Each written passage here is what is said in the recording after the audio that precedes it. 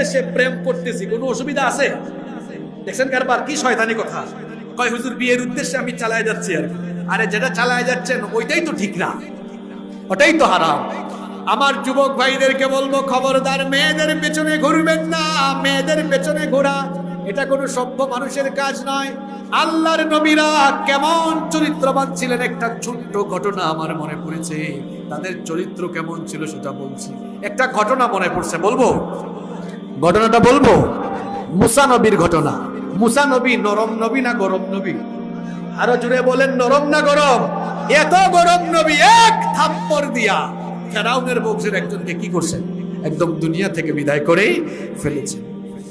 এটা যখন ফেরাউন জানতে পারল, মুসা নবীকে গ্রেফতার করার জন্য ছিলেন, মনে মনে তিনি ভাবলেন, নতুন এলাকা, কোথায় যে থাকবো, কি যে হবে কিছুই জানি না, এগুলো চিন্তা করছেন। হঠাৎ করে তিনি দেখলেন দূরে কিছু মানুষ, দূরে দুইজন মেয়ে, তাদের বিরাট পশুর পাল দিয়ে দাঁড়িয়ে আছে। এদিকে তাকা, এদিকে তাকা, অমনোযোগী হয়ে যাবে।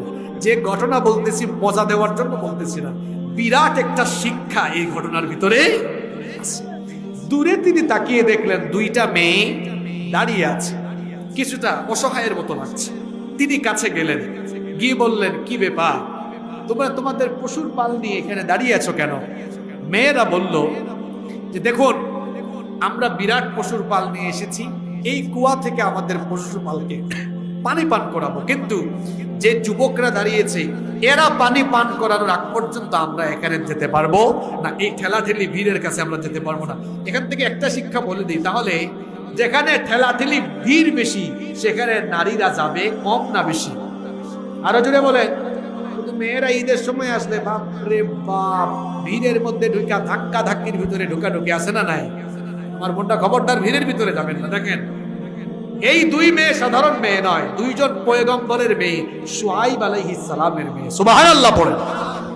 ভিড়ের মধ্যে যান নাই, বলছেন আমরা দাঁড়িয়ে আছি, এরা যখন চলে যাবে তখন আমরা যাব। মুসা নবী বললেন, তো তোমাদের তো এরকম প্রচুর লেট হবে বাড়ি যেতে, আচ্ছা ঠিক আছে, আজকে আমি তোমাদের পশুর পালকে আমি নিজে পানি পান করিয়ে দিই। মেয়েরা খুশি হলো, তিনি এবার পশুর পালকে পানি পান করিয়ে দিলেন, মেয়েরাও চলে গেল।